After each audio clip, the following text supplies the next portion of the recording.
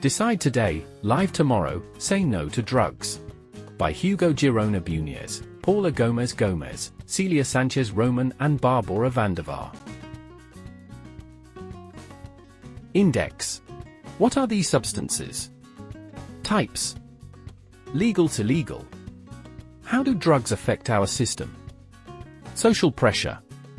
The addiction circle. Stages of addiction. How to get rid of an addiction. Maintenance therapy. Real testimony. What is a drug? A drug is a psychoactive substance that interact with our nervous system, making significant changes, are used without therapeutic purposes, either in recreational or leisure context in situations in which the aim is to generate altered states of consciousness. There are two types of drugs: the legal ones that have psychotropic effect, its use is not punishable by law despite its possible effects being known, are controlled by governments though they can cause addiction and health issues. Illegal drugs, such as cocaine and heroin, are prohibited due to their high potential for abuse and severe health risks. Lungs can be damaged by inhaled drugs, leading to respiratory issues. The heart may increase blood pressure, arrhythmias, or heart attacks due to stimulants like cocaine. The liver can suffer from drug toxicity, leading to liver disease or failure. Drugs also affect our immunity system, slowing its ability to heal.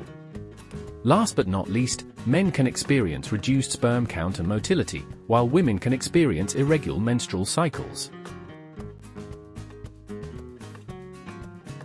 Certain factors that influence the social pressure to consume drugs and alcohol: desire for belonging. The increase in adolescent risk associated with the practice of drink alcohol is explained by peer group pressure to use drugs. Many people, especially young people, feel a strong need to be accepted by their peers. If the group of friends uses drugs, it can be difficult to resist the pressure to do the same to avoid feeling excluded. Curiosity and experimentation, for having seen the others doing it. Social pressure can increase curiosity to experiment with drugs, as it is perceived as a way to experience new things. Influence of media and culture. The representation of drugs in music, movies, and other media can glamorize their use, creating a perception that consuming them is normal or even desirable. Social and family environments. Growing up in an environment where drug use is common can normalize its use and increase the pressure to participate in it. The cycle of addiction begins out of curiosity or often due to social pressure. In this first moment, a very pleasurable experience is created, the peak experience. It is a completely new feeling of satisfaction and one seeks to feel it again, since after the high comes a drastic change in mood. Stages of addiction. First use. This is when the first approach to the substance occurs and the peak experience occurs. Regular use. Consumption goes from being occasional to habitual, creating a pattern. The sensation of satisfaction experienced in the peak experience is constantly in each intake. Tolerance. Tolerance arrives, the body adapts to the substance and the effect is no longer as potent as the first time in this peak experience. Risky use. Consumption begins to negatively affect the person's daily life, both in their student or work life and in their interpersonal relationships.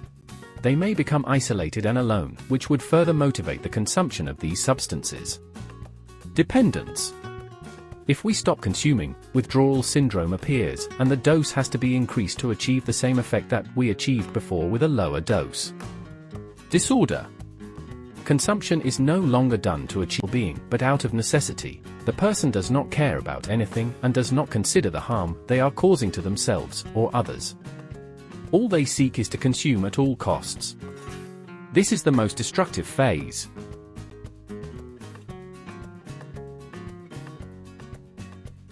How to get rid of an addiction. 1. Detoxification. This is the first step, which seeks to eliminate the consumption of substances and stabilize the body. It can be carried out in residential centers or in hospitals, in severe cases. It varies according to the addiction and the person, but it usually lasts between 7 and 21 days.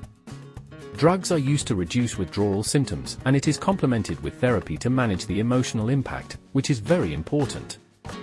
It is essential that the person feels motivated to make this change, although if there is initial denial, the help of specialists can be sought. 2. Dishabituation. Parallel phase to detoxification, whose objective is to break consumption routines and consolidate abstinence. It is a psychological process that is usually carried out in residential centers, day centers, or on an outpatient basis. A healthy lifestyle is encouraged so that the person can rebuild their life away from these substances. 3. Rehabilitation. It consists of applying everything learned to be able to live again. The person begins to have more autonomy but is still monitored by a therapeutic team. This is the stage when the person consolidates his abstinence. 4. Reintegration. This is where normal life returns. This is very important for people who have fallen into marginalization and have no one. They have to re-establish their environment or even form a new one.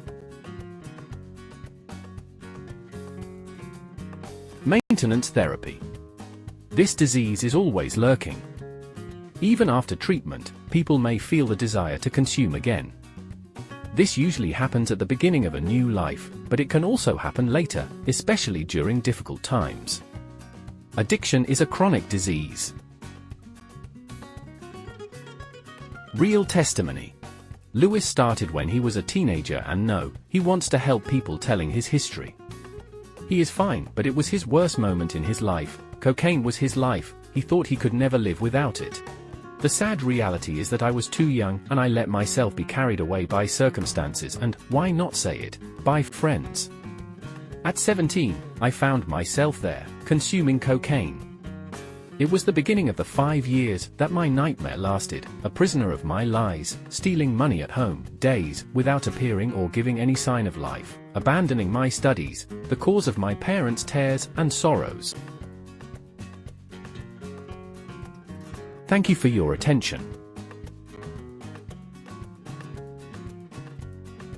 This video forms part of the project fostering cross-cultural collaboration with artificial intelligence in service learning.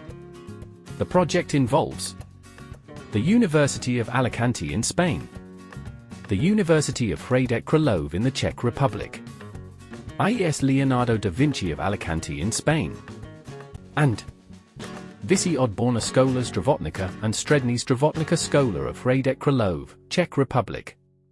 We would like to thank the READS program for their financial and institutional support, and the company Alicante Training for their technological assistance.